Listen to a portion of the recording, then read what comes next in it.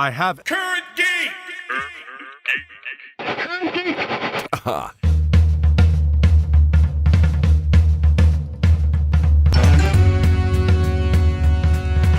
Hello, ladies and gentlemen, and welcome back to Current Geek. This is Current Geek episode 233, and that gavel can only mean one thing. This is a talk show about items of interest to the geeks of the world and you. That didn't come out right. The geeks of the world and you.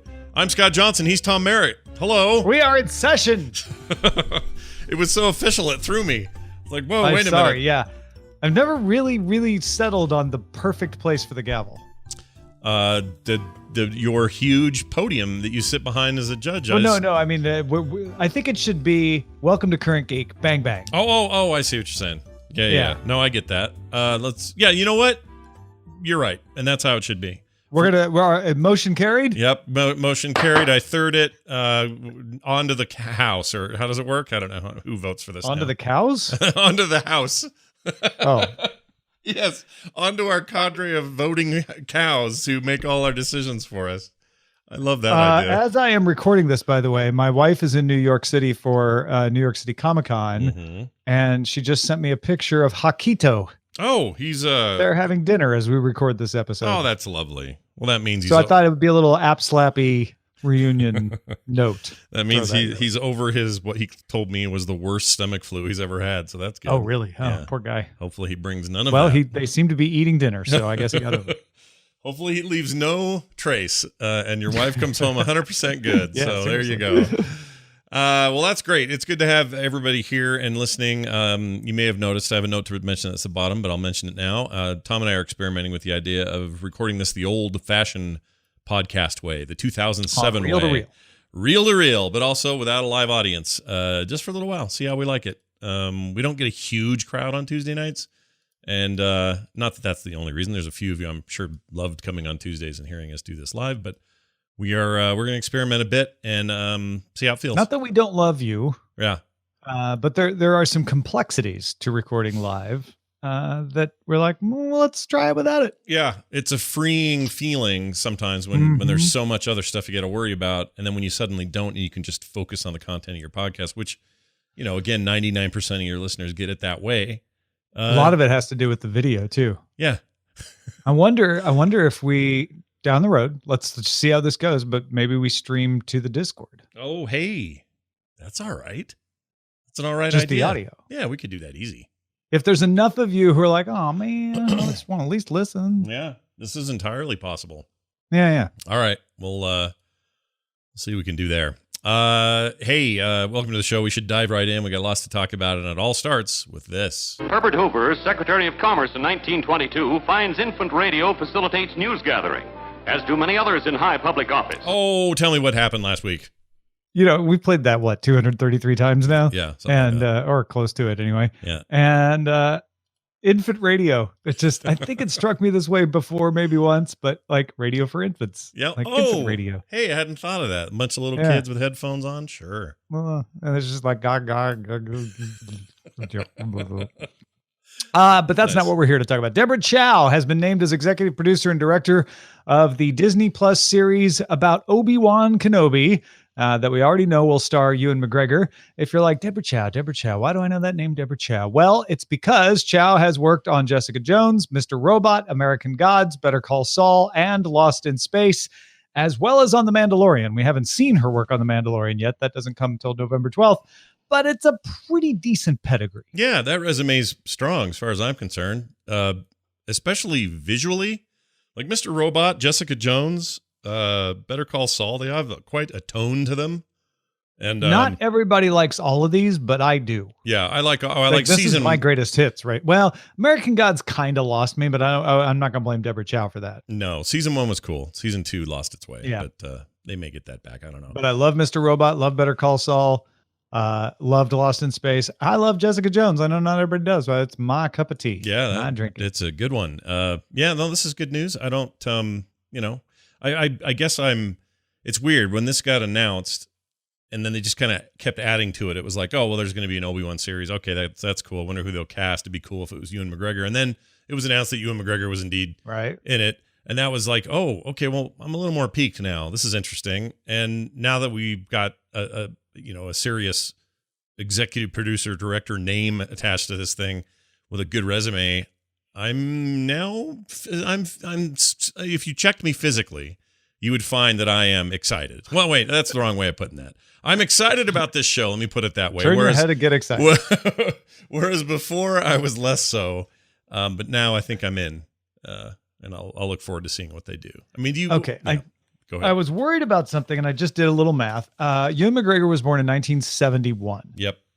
And so when he was playing Obi-Wan in the prequels, he was meant to be the young Obi-Wan, and he was, in fact, a young man. He was in his 30s, early 30s. So it's like, wait a minute, how old is Ewan? Is he getting too close to Alec Guinness to be comfortable? Mm-hmm. And the answer is probably no, he's not. No. Alec Guinness was 63 when he made Star Wars. So Alec Guinness lived till 2000? Yeah. Oh, yeah.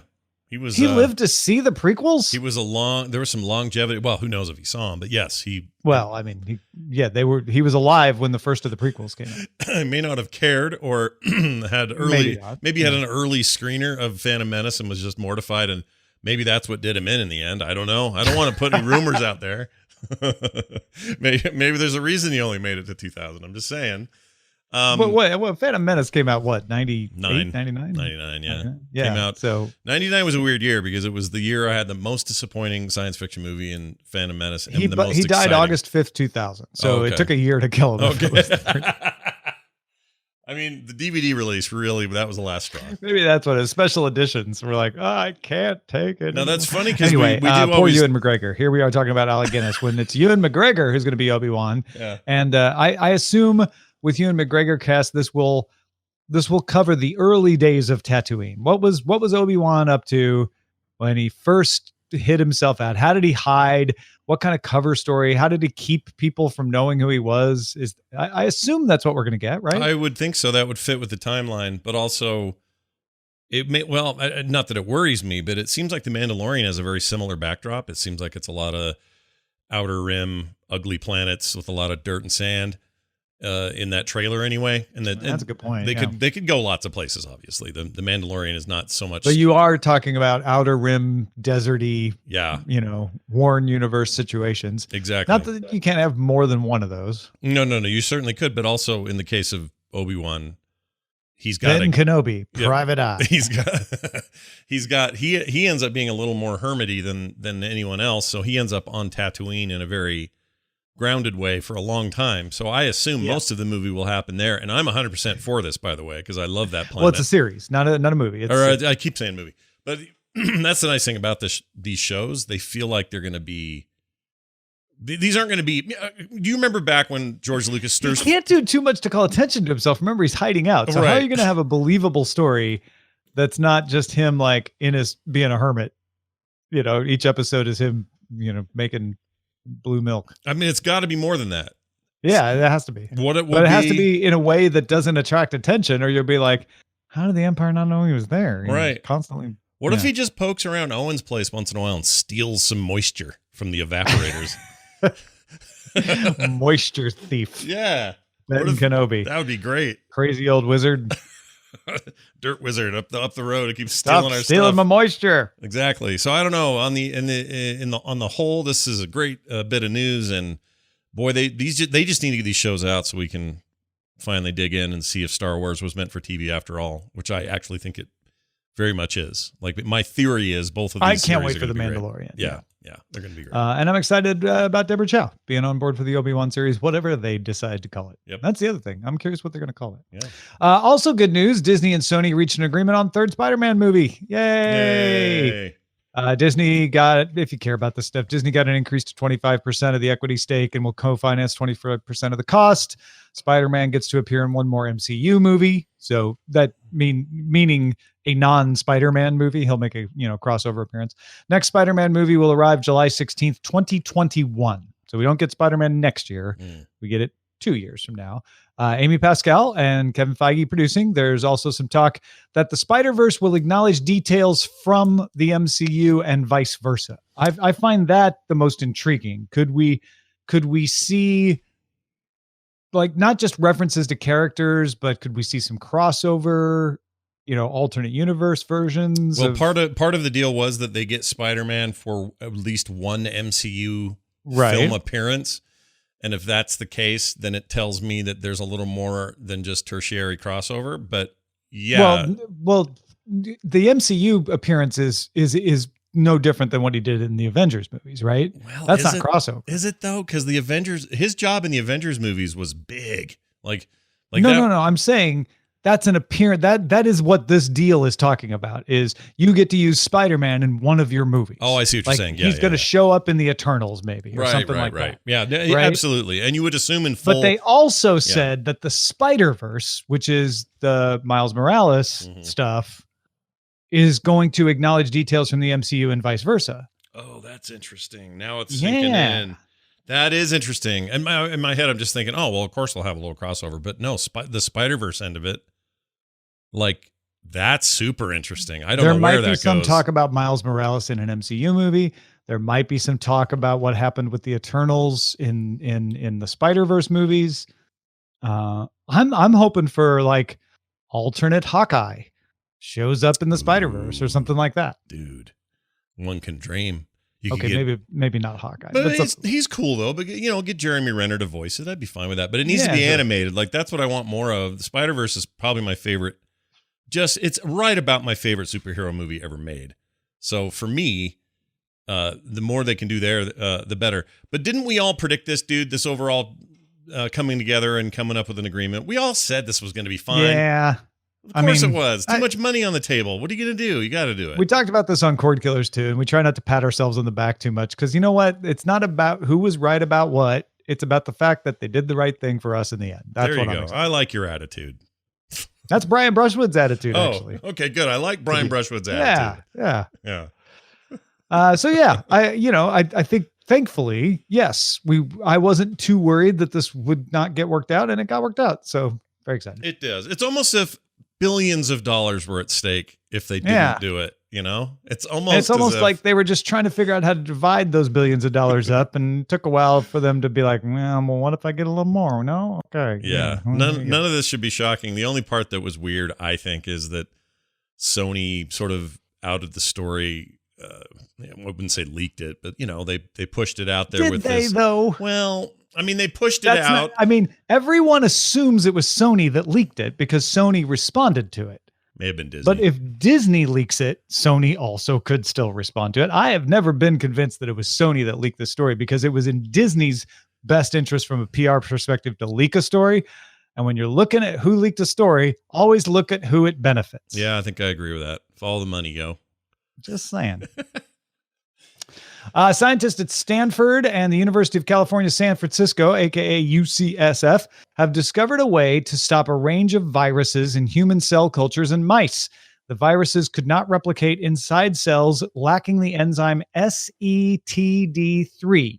So they were like, if we take away that enzyme, then the viruses don't replicate and they don't infect other cells. That approach worked to stop various entoviruses, among which are the rhinoviruses that cause the common cold, as well as viruses associated with asthma, encephalitis, and polio. Now, most of the headlines you saw probably trumpeted the cure for the common cold. ... is not here yet. Is really the rest of that headline if they'd written it. Because they hope to use this information about the enzyme to develop a broad antiviral drug that can stop entoviruses, but they don't want to disrupt normal cell function. If you just take out SETD3 from everybody's cells, that causes other things. That causes other problems. So this is a big advance because they realized that disrupting this enzyme hurt rhinovirus replication and other entoviruses. But it's not yet something that you can therapeutically apply to people. Right. You can't just go get a thing from even your doctor, let alone over the counter. Because that enzyme does other things. Right. that you want to happen. Sure. It'd be nice if that's all it did, and then we could definitively say, yeah, we'd just be like, get rid of it. Done. Yeah. No more I colds. like the science stories we do on here because I just feel like we're, I don't know, it takes us in places I don't normally think about. And I'd completely missed this story until I saw it in our notes. And I got excited because I am now heading toward a fall where I start to think about these things. I start to go, oh, yeah, I've gone a long time. I haven't had a cold or a virus for a long time. pretty excited to try to extend that as long as I can.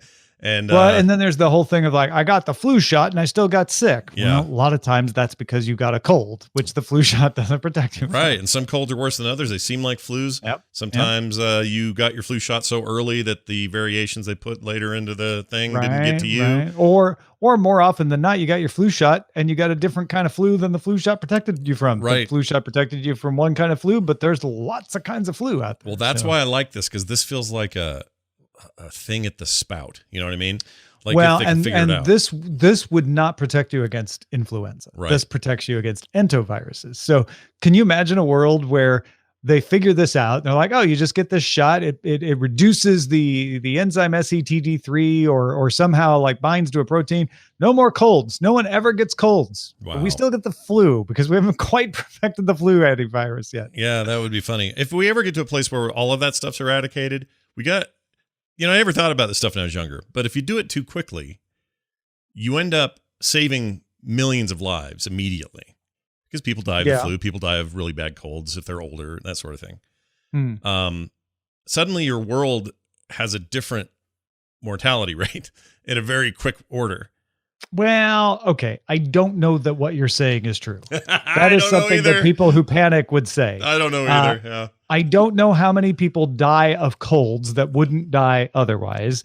And generally, when we've cured things that are really serious killers, more so than colds, like polio and stuff like that, we haven't seen an appreciable effect because the effects of nutrition and clean water are generally more of what causes population growth than curing diseases. And most developed countries' population is declining. Now, we're not seeing quite the same decline in developing countries that we thought we would as economies improve, but we might still. So I don't think it's going to really affect population at all, to be honest. Yeah, it's still pretty fascinating. I hope that the job is, as everyone knows, I got a little grandkid now. He's a little tiny guy. He's only 8 months old. It's my first foray into this this new world of I've got 2 generations behind me thing idea. Wow. I know I don't like it. It's weird. Well, I mean, I do like it. I like it a lot, but it feels weird. You'll live forever. Yeah, that's the thing. But I would like it if he never got sick. So let's get on this, guys. Oh yeah. Let's cure this stuff fast. Yep. No, I don't want a boogery kid in the house. Is what I'm saying. No kidding. Who does? Boogery Kid was my Halloween cover band. Oh, for the band Halloween. The band Halloween. Okay. Yeah. All right. That almost sounds like a Far Side comic. Remember the Far Side? Gary Larson ran from January 1st, 1995, or ran until January 1st, 1995. Well, had a website. Website had not been updated since 1999 by some reports. However, on September 14th, 2019, a new cartoon appeared on the website showing an explorer using a blowtorch to melt some of the strip's most iconic characters from a block of large ice, along with the words uncommon, unreal, and, parenthetical soon to be, unfrozen. A new online era of the Far Side is coming. So this is a significant thing for me in particular because I worshipped at the feet of Gary Larson. He is my number one. You worshipped the feet or at the feet? At the feet. At the feet. He was never particularly good at drawing feet, so I would never worship the feet themselves. But Gary Larson's impact cannot be understated in my particular life. He was everything I wanted to be in both the way he created humor, in the kinds of humor he liked. He was very punny. In fact, he kind of reminds me of me and you sometimes, the conversations we have. Gary Larson was everywhere for me, and between him and a couple other creators, I mean, they were the guys that I just idolized. And all through high school, all I wanted to do was be a Gary Larson type cartoonist. Single panel, single gag, that stuff just was so great. And his particular bent on things was so new and fresh and unusual at the time. Then he goes away, disappears for a very long time. That website, by the way, if you go look at the Wayback Machine in 99, was definitely something that was made in 99. It's really, really old. And to see this thing, this great big layout pop up and everyone freak out got me so excited. We don't actually still know exactly what it means. For all we know, this is a fun little idea the marketing department has at whoever owns the rights for merchandising or publishing more books to just revitalize the calendar / collection world of Gary Larson's comics, and it has nothing to do with new content. The dude's 70, not that he can't continue to create at 70, but he has gone this long. I mean, 99 is what, 20? Is that 20 years? Or, I'm sorry, 95, 25 years ago? 25 years of not, almost pushing 30 of not doing anything with it. And now suddenly he may be coming back, like be still my beating heart. But we don't actually know. And that's the bummer of this, is we don't know what this means. Maybe he's been secretly creating cartoons since 1995. Oh my gosh, dude. And they're just going to start releasing. Can you imagine? Yeah. Oh, that's a brilliant idea if that's what he did, because it would also fit his whole thing, right? It kind of would, wouldn't it? Oh, it'd be so. I mean, like, oh, guess what? You're now going to get these. I have never stopped. I'm not going to stop, but I paused your ability to see them so that they will continue to have new Far Sides long after I'm dead. Yeah. And not only that, you never once had a notion I was doing it. That would be amazing. I mean, I know we're making this up in our heads, but that would be totally amazing. Just making this up. This is, don't tell your friends this is what's happening. Okay? No. But it'd be amazing. It'd be the greatest thing of all time. But anyway, if you should keep your eye on it over there. It's I think it's farside.com or far. Oh, I just had it up and then I closed it. Yeah. Farsighted.com, something like that. I forget. But keep your eye on it. Obviously, people will be talking about it. This thing kind of took over. It's thefarside.com. And he may be joining the likes of Burke Breathed with his revival of Bloom County and a few others from that era. I mean, we're starting to see like kind of everybody who was somebody big in that era, minus Calvin and Hobbes creator, name who just left me. Can't think of his name all of a sudden. He's the only one that hasn't really shown any interest in doing anything. But lately you see all this stuff coming. And now this, oh my gosh, dude. The 80s and 90s are back. I'm expecting a comeback of Steve the Duck now. Oh, shut up. I'll have to go talk to that guy about it. I actually kind of miss doing things with Steve the Duck. Steve was one of my faves. Now that you're saying that. I'm not even kidding. Really? I always loved Steve. Yeah. Damn it. All right. Now you're inspiring me. Better read the next article before I go draw. Yeah, maybe you should just secretly make Steve cartoons, and then when you're 90, you can release it. Okay. Zephyr Penor from the University of Cambridge in the UK and Emily Sanford at the Columbia University in New York have written a paper describing a feasible space elevator. Space elevators. Whoa. Space elevators based on Earth are usually how this goes. They've been considered unfeasible because the material needed is just not strong enough. But Penor and Sanford propose basing the elevator on the moon, not Earth. Oh. The slower rotation of the moon, once a month, compared to once a day for the Earth, reduces the centrifugal force on the elevator. So you would have it based on the moon, pointed at the Earth. Remember, the moon's face stays pointed at the Earth. You have the cord that the elevator goes up and down going right through the Lagrange point, an area where lunar and terrestrial gravity cancel out. And carbon polymers like Xylon would be strong enough to handle those forces if you terminated it at geosynchronous orbit on Earth. So just above the Earth's atmosphere.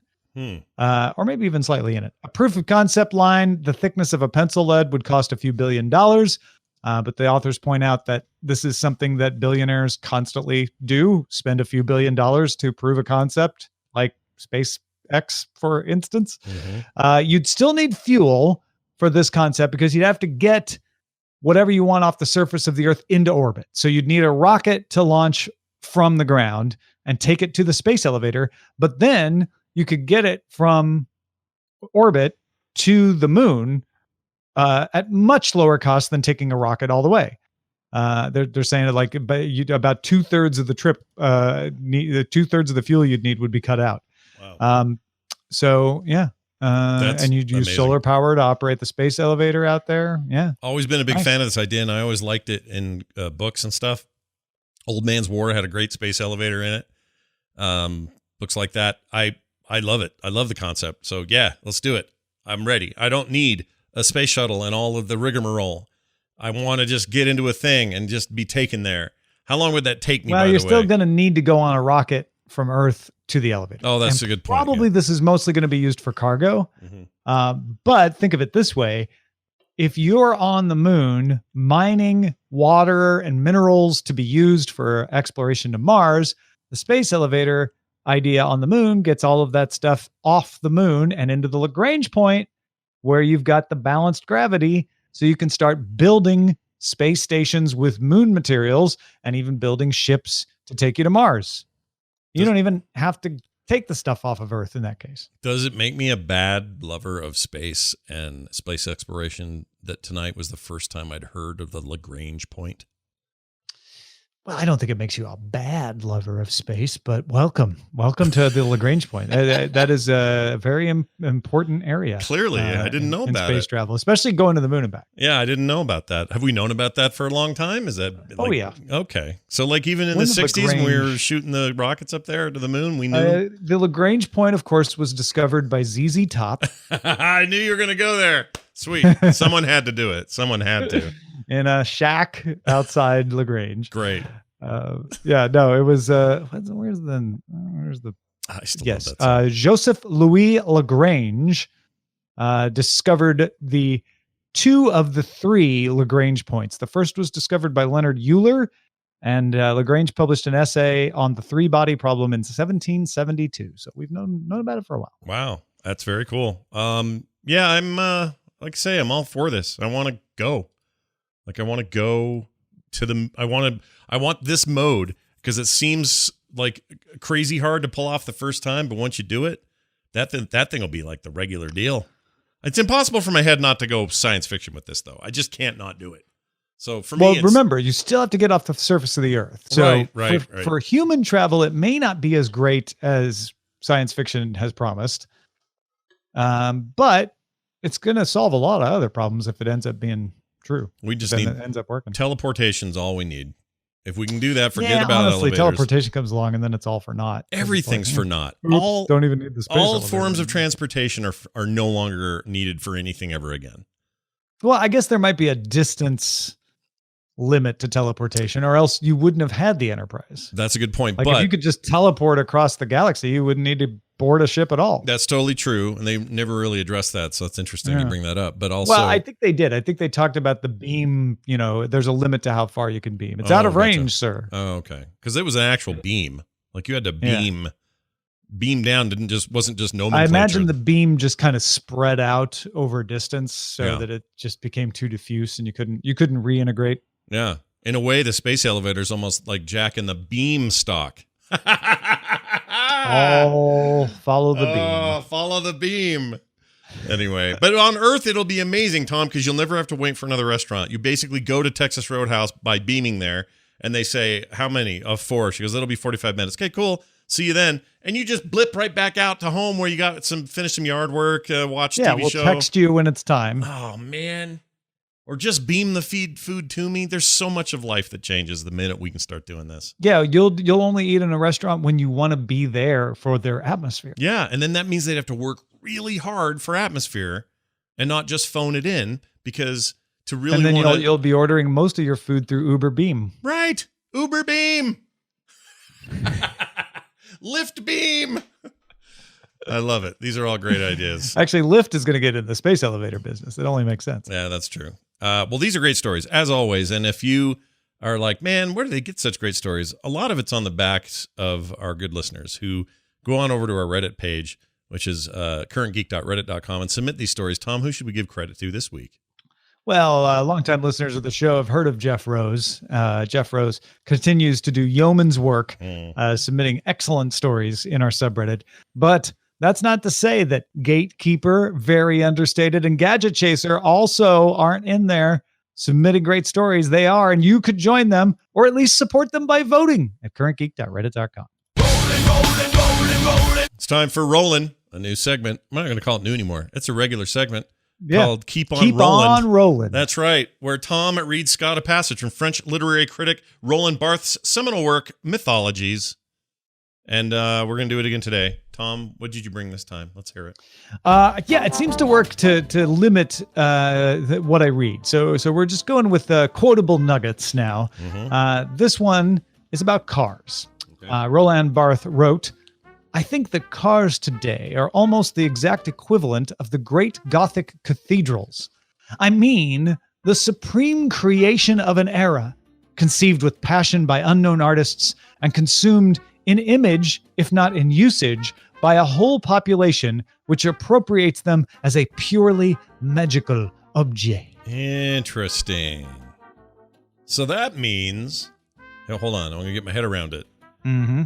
What cars represent and how they look to us matters as much or more than their purpose.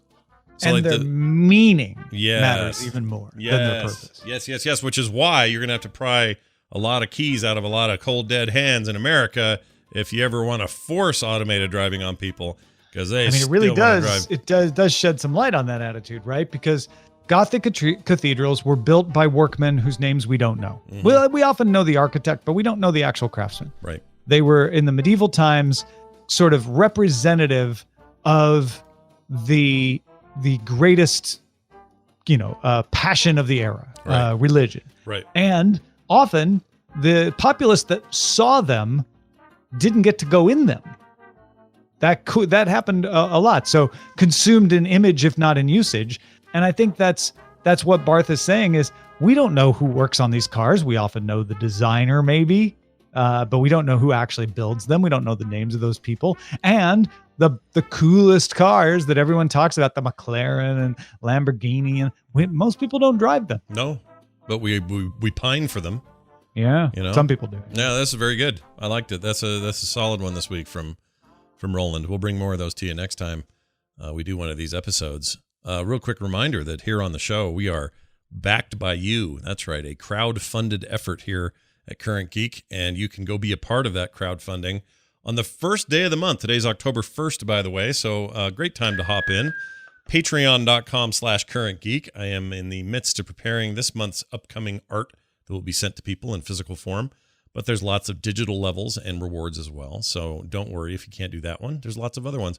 Want to say a big thanks to those who already support us. Thank you very, very much. And if you would like to consider doing it, go check out what we have on offer and join the big family that is patreon.com/currentgeek. That's patreon.com/currentgeek. The future promises even more startling things to come.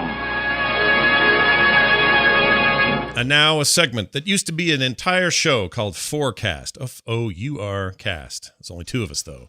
Anyway, we predict the future in pop culture and technology and some other form. One prediction this week, and it's Tom's. Tom, do you want to explain what you got? Yeah, I was just reading an article about superconductors and how there's this one research effort has gotten to pretty close to being able to create a superconductor at 44 degrees Fahrenheit, which is tantalizingly close to room temperature. And it's not there yet. This is still experimental. There's so much about it that is still to be determined, but it made me think that batteries are going to be revolutionized when we finally discover how to do room temperature superconductivity. Wow. Room temperature superconductivity is theoretically absolutely possible. We just don't know what materials we need to make it happen. And everybody's looking at it and trying to figure it out. And the thing that caught my eye, or my eye, whatever, in this article was they are now using machine learning to cycle through the possible materials faster. And they're finding it works really well. So instead of just trial and error and saying, well, I bet that might work, and then occasionally hitting on something that's a little better, they're making big advances by saying, okay, narrow down the options for us, machine learning. Mm-hmm. I think we're going to hit, I'm not even going to put a time limit on it, but within years, we're going to hit on room temperature superconductivity. That's going to replace lithium ion batteries, because every research we've seen about squeezing a little more out of lithium ion batteries just gets swamped by the efficiency of design. Battery technology is not promising in that respect. But if we come up with something entirely new, then suddenly you're going to have devices that you don't need to charge effectively. They're just always on the grid, kind of. They're They'll just last for years on a charge, right? And like that kind of thing will just go out the window as something you even have to think about. Wireless charging, plugging in, efficient all of with room temperature superconductivity comes around, it's quite possible that suddenly power sources are not an issue. And when that happens, suddenly all bets are off on design and what you can make when you don't have to worry about sticking more than 3/4 of your device being a battery. Now, for clarification, and for those listening, it doesn't matter what the room temperature is, right? Like that's not the key here. It isn't like, it has to be 72 all the time or your thing's not going to be on. The idea of room temperature superconductivity is that it works at room temperature, whatever the room is. You don't have to think about the temperature. Right. There obviously might be situations where it's too cold or too hot, but that's true of lithium-ion batteries right now as well. Right. But it works at a wide range of temperatures that are considered to be pretty normal. That's super cool. Yeah. I mean, that's where we want to be. Like, and I think you're right that it has to be something so wholly new that it isn't just another step in one direction or another from the current lithium-ion world we live in. Elsewise, we're just not going to, there's no innovation there. We're done. We've maxed it out. The big innovation has come from, Samsung's figured out a way to preserve battery by running this little thing on a lower refresh rate or whatever. And I guess the new Apple Watch is like that. They got a refresh rate thing that's causing less draw on the battery. Those are all cool and everything, but they're all just like, they all have to keep the same king happy and they have to dance around the king. This is like subverting the king and saying, no, we got our own way over here. And that's exciting. I love this idea. So I'm all for it, especially the way you spelled in here. Superconductor. Oh, man, I can't type. No, it's all right. I enjoyed it. I also knew what you wanted. I knew what you meant. It's basically a never-ending game for people who read the Daily Tech News show notes to find my typos. Yeah, I like it. It's a good time. They're actually more rare than you think, people. It's not an easy game. All right. Not that rare. Hey, look at this. It's the best thing of all time this week. Something we all think is, or at least we each individually think is just the greatest thing of all time, at least right now, at least this week. And for me, it is iPad OS.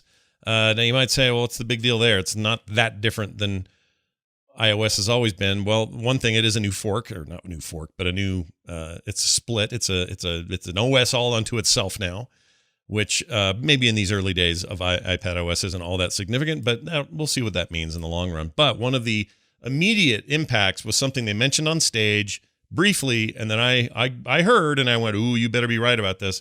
Turns out they were totally right about it. They said that the performance of iPad OS would increase the pencil speed in a significant, like 30% faster sort of way, less latency. I don't remember the exact number. It may not have been 30, but whatever it was. And I remember hearing that and going, oh, really?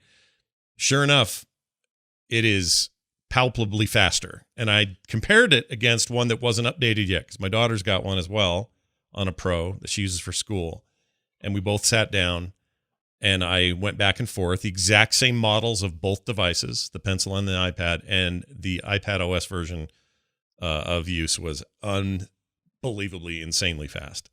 I can't believe how fast it is. In fact, I'm kind of annoyed that it wasn't this fast to begin with, and they just now figured it out, 2.5 generations into the thing.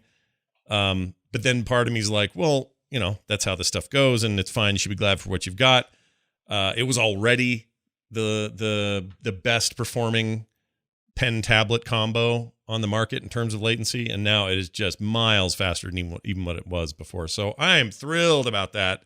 As an artist who is frequently at his tablet, that is a ginormous improvement on an already amazing combo. So well done, iPad OS. You are my favorite thing of this week. Tom, what do you have this week? My favorite thing is a saw. What? Like you cut stuff with? Yeah, it's the right. Corona razor tooth folding pruning saw with a 10-inch curved blade. I feel like it's quite possible that I've done this before as my best thing of all time this week. In fact, I'm going to start looking right now. I should have done this earlier. I had a couple of things on the side of the house that were growing a little too close to the foundation for my comfort. One was just a tree. Yeah. The other was a palm. Now the palm I was able to just dig up and put somewhere else. because it was in looser dirt, and palm roots aren't quite at that size anyway. Weren't quite that hard to work with. But that tree I was looking at, and I had asked the guy that mows my lawn if he could get to it, and he was like, yeah, maybe, I don't know, I could tell he really didn't want to. So I'm like, fine, I'll just do it myself. Yeah. I went back there with this tiny 10-inch handsaw. It's like a switchblade kind of form factor where you press a little button. It's got a safety. You press that button in and unfold it. You should wear gloves doing it. I had bought it to trim our Christmas tree last year, because the Christmas tree we had a bunch of branches at the bottom, super low, and I had to take them off. This thing works amazing. I went in, in like 20 seconds, boom, boom, boom, that tree was down. And it was probably 6.5 feet tall, maybe about as big around as your forearm. Okay. Not the Rock's forearm, but like a normal man's forearm. And so it was pretty thick. And then after I was done with that, I looked at the stump and I was like, well, I kind of left it up a little far from the ground. It's not like people walk around back here on this little side of the house because it doesn't lead anywhere. But I'm like, you know what? I should better just take that out. And I just went down, 30, 35 seconds, had it cut flush to the ground. Wow. I mean, and I'm not talking about like, well, Tom, you're built like the Rock. I mean, it wasn't strength. This thing is just super sharp and works well. And it's got 1,039 positive ratings on Amazon. Wow. That's good. I know it's weird. I know it's weird that I'm talking about a saw. No, it's good. But it was something that I thought was going to take me all afternoon, pretty much. And it was done in 10, 15 minutes. Oh my gosh. I mean, this is great. I'm not very good at that kind of stuff, and I don't know. Someone said to me, hey, what do you think the brand I should get for this new drill I'm looking at or whatever? I'd never know any of those things. This is not my bag. It's so nice to hear, though, when somebody in the, let's put it this way, in the realm like you and I are, which are, we're smart guys. We know what's up. Yeah, but we're no Mr. experts. Handyman. Yeah, me either. So when you hit pay dirt like that, there's no better feeling. And also, in a day where there's just a million competing products and you never know if you're going to get the right one. And it's a giant hassle if you have to try to get another one. Or by the way, if the job itself doesn't go right because the thing you got sucks, then you're in a world of hurt and you got to deal with other issues that may have been caused by that thing being a bad saw. So I think this is great.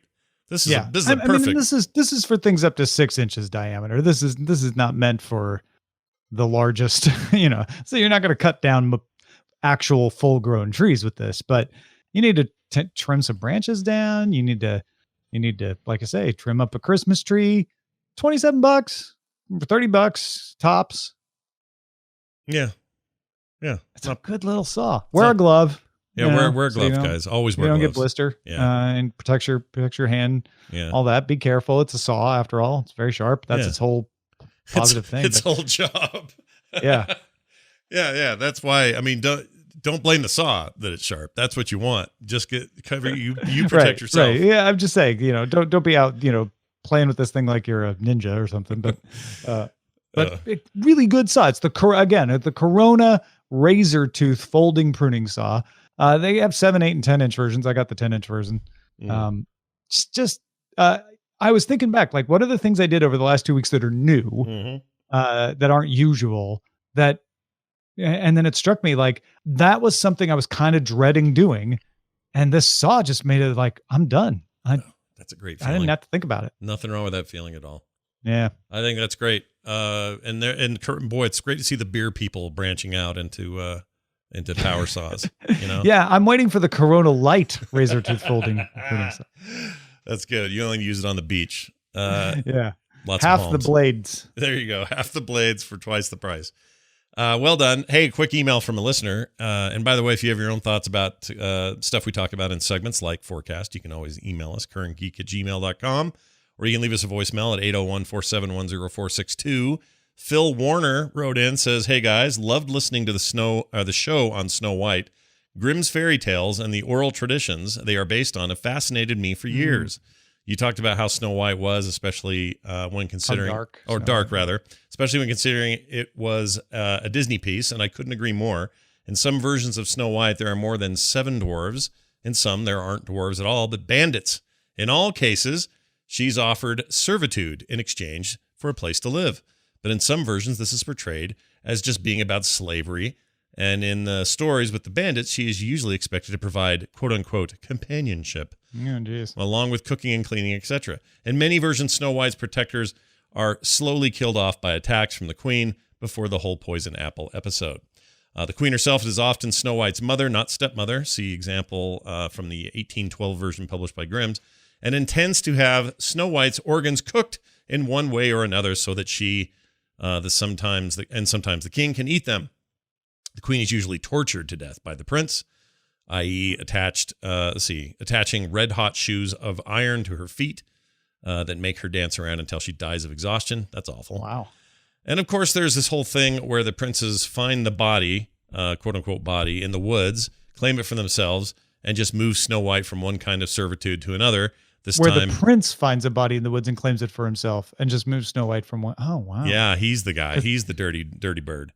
In some versions. Yeah. That's wild. It says this time is property to be owned. Anyway, on one happy note, thanks again for what you guys are doing. Have a great one, Phil.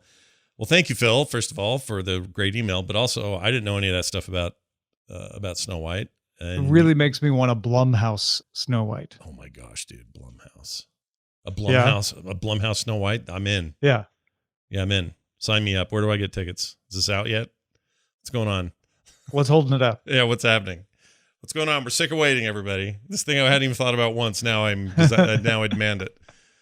Blumhouse Grimm's Fairy Tales. Oh, wow. Like basically just being true to the source material. Yeah, you don't have to stretch it, right? You don't have to make it more shocking. It sounds like it's plenty shocking on its own.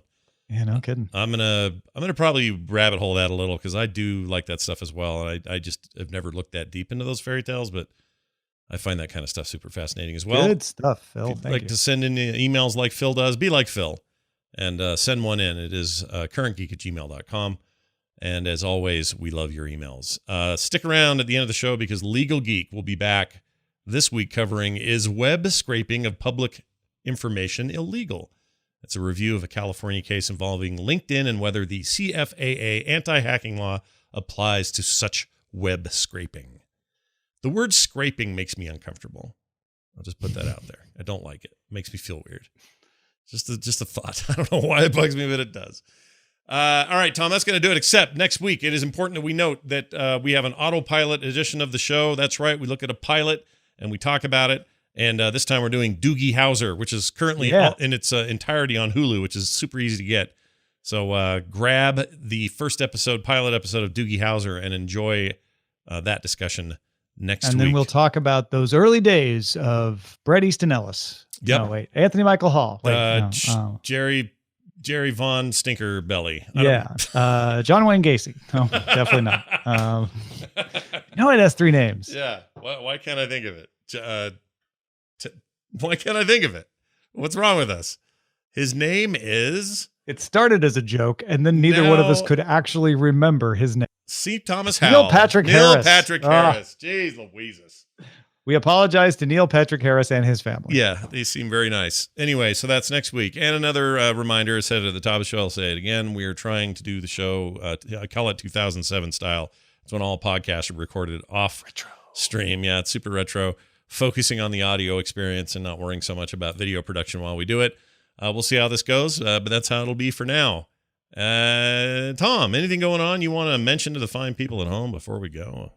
Well, sure. Free Tom Newsletter. FreeTomNewsletter.com is a great way to just get a note from me every week saying what's up. It'll have links to all the shows that I do in there. If you're like want to just see like what was Tom's top 5 from the Tech Republic, what were the topics on DTNS, I got links to all that stuff in there. But also just kind of write a note letting you know what's been happening, what I've been working on, what some of my favorite things were in the week. So if that sounds like something you wouldn't mind reading, you can also reply to it and just send me a note. Nice. And say, hey, I saw your note. Here's my note. So go sign up at freetomnewsletter.com. Sounds fantastic. If you are listening and you're like, you know what I really could go for is some D&D action, Well, good news. The Frog Pants Network and myself host a show called There Will Be Dungeons on weekends. It's on every Sunday. We do live stream that as well as put it on the podcast and YouTube archive. And it's a giant playthrough. We're in our second year or second season of that story. And we role play, we laugh, we have a good time. We play D&D 5th edition. And it's great. If you are thinking, man, that sounds like something I might like, you can kind of hop on anytime. There's also the archives if you want to catch up on all the story and learn about these characters. All available at therewillbedungeons.com.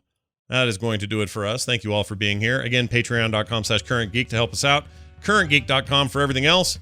For me, for Tom, for all of you. We'll see you next time.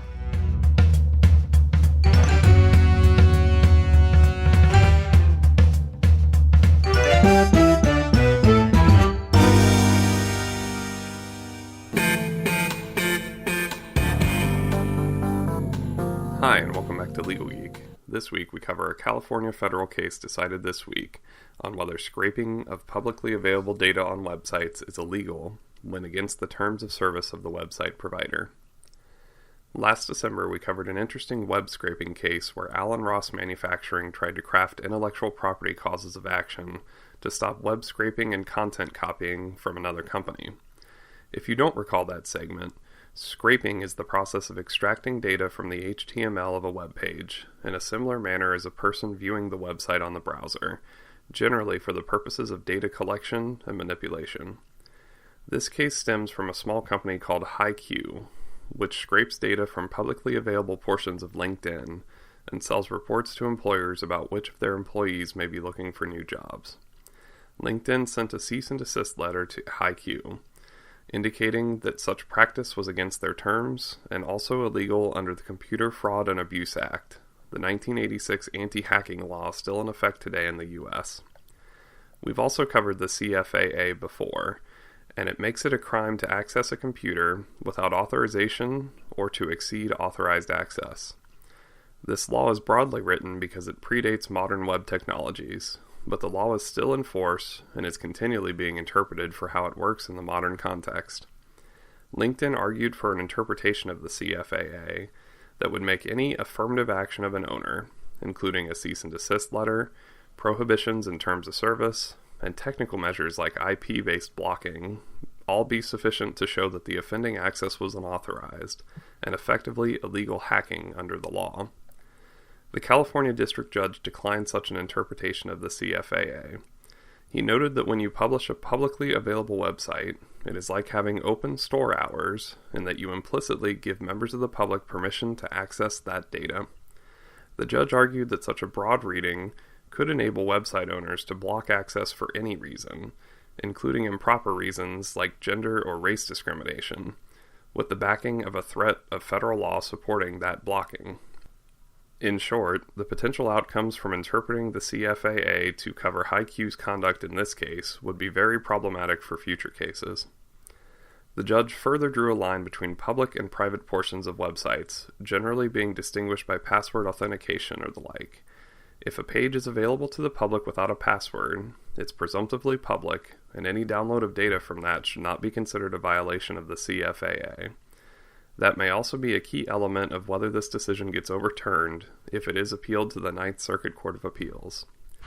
A prior Ninth Circuit decision was issued in 2016 regarding scraping of Facebook data from another company, and in that case, the scraping was deemed illegal under CFAA based on a cease and desist letter sent by Facebook to the scraping company. However, one distinction there is that the data scraped was behind password protection, albeit with the permission of the password owner.